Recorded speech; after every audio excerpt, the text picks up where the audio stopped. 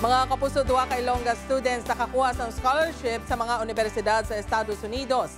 Mga estudyante ginpakigbahin ng ila inagyan. Ini ang gintutukan ni Zen Kilantang Sasa.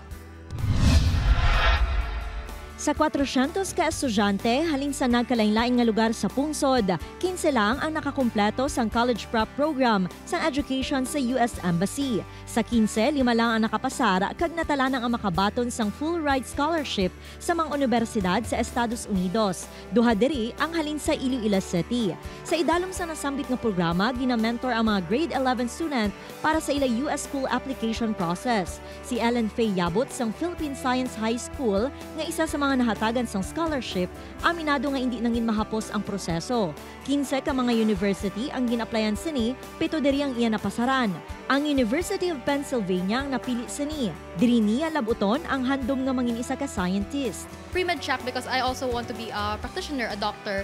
But at the same time po, I would also want to be a scientist who would contribute to the growing body of scientific knowledge. And hopefully in the future, I could go back as a balik scientist and impart my learnings to the Filipino peoples. Ginkilala man si Ellen Sadto bilang isa sa outstanding students of Iloilo.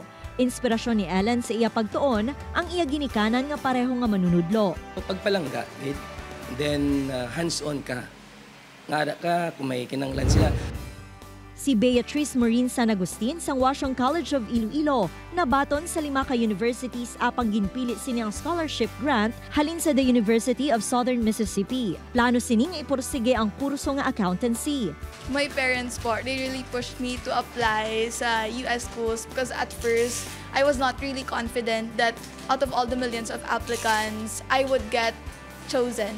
Lapit sa tagipusoon sini ang mathematics. Ganit no doubt nga nakakuha ini sang multiple gold medals sa International Mathematics Competition sa luwas sang pungsod. Ganit super proud naman ang Iloy ni Beatrice sa dedikasyon sini. To enhance pagid ila nga mga skills.